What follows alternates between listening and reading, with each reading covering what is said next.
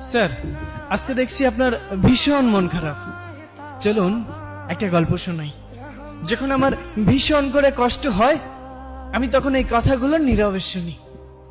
ধরুন আপনার খুব অসুস্থ মনে হচ্ছে, কেমন জানি শূন্য শূন্য লাগছে, ক্লান্তি লাগছে। তখন আপনি একজন ডক্টরের শরণাপন্ন হইলেন। ডক্টর আপনাকে অনেকগুলো রিপোর্ট দিল।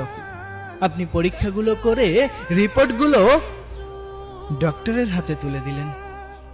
ডক্টর রিপোর্টটা হাতে নিয়ে আপনার মুখের দিকে তাকাচ্ছে, আবার রিপোর্টের দিকে তাকাচ্ছে। তখন আপনাকে জিজ্ঞাসা করলো, আপনার সাথে কেউ আসেনি? তখন আপনি বললেন, না, আমি একাই এসেছি।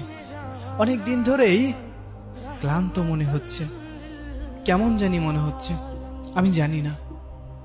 তখন ডক্টর অনেকটা মলিন মুখে বললেন, হয়তো আপনাকে এই কথাটা বলা উচিত হবে না, কিন্তু তারপরও যেহেতু আপনার সাথে কেউ নেই, আপনাকেই বলতে চাই, আপনি আর 2 মাস বাঁচবেন। আপনার জীবনের সব ইচ্ছা আকাঙ্ক্ষা সবকিছু পূরণ করে নিন। যদি কোনো কিছু ইচ্ছা অপূরণীয় থাকে, আপনি পূরণ করে নিতে পারেন। এই 2টা মাস আপনি এই পৃথিবীকে দেখে নেন। আপনার যে রোগ ধরা পড়েছে, আমি সে রোগের নাম নিতে চাচ্ছি না, তবে ভেঙে পড়বেন না। মানুষ মাত্রই মরণশীল, আজ না হোক কাল ঠিকই চলে যেতে হবে। আপনাকে এজন্যই সতর্ক করে দিলাম, কারণ আমি এমন রোগী অনেক দেখেছি। ঠিক তখন আপনি স্তব্ধ হয়ে গিয়েছেন। আপনার এত ক্ষমতা, এত জোশ, এত টাকা, এত অর্থ সম্পদ কোথায় যাবে? কোথায় যাবে? যত বড়ই শক্তিশালী মানুষ হোক না কেন, মানুষ তো মরণশীল। আপনি রিপোর্টগুলো হাতে নিয়ে হসপিটাল থেকে বের হয়ে যাচ্ছেন। আপনার চোখে মুখে মলিন একটা ভাব।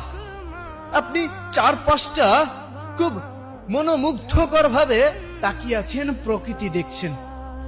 কেমন জানি আপনার এই প্রকৃতি ছেড়ে যেতে মন চাচ্ছে না। আপনার ভীষণ কষ্ট হচ্ছে, দম বন্ধ হয়ে যাচ্ছে। আপনি বাসায় গেলেন। বাসায় যেতে অনেক দেরি হয়ে গেল। তখন প্রতিদিনের মতো আজও বাবা বলে উঠলো, দেখো তোমার গুণধর ছেলে এসেছে, নাও এখন হাত পা ধুয়ে খাবার দাও, খেয়ে আবার বের হোক। সারাদিন তো কোনো কাজকর্ম নেই, ঘুরবে ফিরবে আর বাবার ঘাড়ে বসে খাবে। আপনি কথাগুলো শুনছেন, কিন্তু আজ আর কোনো প্রতিবাদ করলেন না। আজ শুধু নীরবে শুনে গেলেন কথাগুলো। ওপাশ থেকে মায়ের কণ্ঠ ভেসে আসলো, টেবিলে খাবার আছে, নিয়ে খেয়ে ঘুমিয়ে পড়। আমি কোনো কথা বললাম না, চুপচাপ টেবিলে গিয়ে খাইতে বসলে। কি মনে হবে? বারবার মনে হচ্ছে খাবার এক এক লুকমা যখন মুখে দিচ্ছেন, আপনার কাছে মনে হচ্ছে এটাই হয়তো শেষ মায়ের হাতের রান্না। আপনার খুব ভালোবাসা পেতে ইচ্ছা করছে। চোখের পানি খাবারের প্লেটে এসে পড়ছে। আপনার ঘটনা তো কেউ জানে না। হঠাৎ করেই আপনার কানে ভেসে উঠলো প্রতিনিয়ত সেই আজানের ধ্বনি। আপনি খাবারটা শেষ করে দৌড়ে চলে গেলেন নামাজ পড়তে। নামাজ শেষ করে বাহিরে আসলেন। বাসায় এসে ঘুমিয়ে পড়লেন। সকালে ঘুম থেকে উঠে ফজরের নামাজ আদায় করে প্রকৃতির সৌন্দর্য উপভোগ করছেন।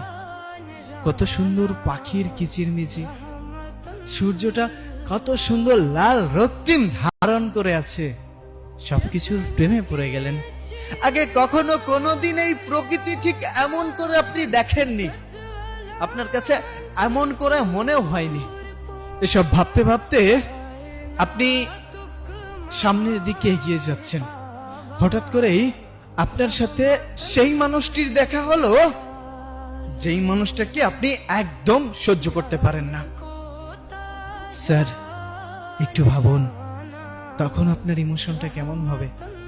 আপনি তার সাথে তর্ক বিতর্ক করার বদলে তাকে বুকে টেনে নিলেন। সে অবাক হয়ে গেল। কি হয়েছে? আপনি কান্না করে দিয়ে সামনের দিকে আগালেন। পথে ঘাটে যেখানে যার সাথে দেখা হচ্ছে আপনি সালাম প্রদান করছেন। আপনি হঠাৎ করেই দেখলেন রাস্তার পাশে একটা কুকুর শুয়ে আছে। আপনি দোকান থেকে একটা রুটি কিনে এনে নিজে হাতে ওই কুকুরটিকে খাওয়াচ্ছেন। অথচ এভাবে কখনোই আপনি প্রকৃতির প্রেমে পড়েননি। আপনি এই পৃথিবী, এই দুনিয়া, এই সৌন্দর্য ছেড়ে আপনি কোথাও যেতে চাচ্ছেন না, কিন্তু যেতে হবে। আপনি আস্তে আস্তে দুর্বল হয়ে পড়ছেন। আপনি আস্তে আস্তে মানসিকভাবে ভেঙে পড়ছেন শারীরিকভাবে। আপনার বাসা থেকে কিছুটা বুঝতে পারল। বৃদ্ধ বাবা আপনাকে ডেকে নিয়ে বলল, বাবা কি হয়েছে তোর? এখন আর আগের মতো তর্ক করিস না। যে খাবার নিয়ে সারা দিন অভিযোগ করতিস, এখন যে খাবার দেয়া হয় সেটাই চোখ বন্ধ করে খেয়ে নিস। কি হয়েছে তোর? তখন আপনি চিৎকার করে দু চোখের পানি ছেড়ে দিয়ে বাবাকে জড়িয়ে ধরলেন। কেমন লাগছে? কষ্ট লাগছে। আপনার কান্না দেখে রান্নাঘর থেকে দৌড়ে এসে আপনার মা আপনাকে জড়িয়ে ধরল। বাবা কি হয়েছে তো? আপনি মলিন মুখে বললেন, মা।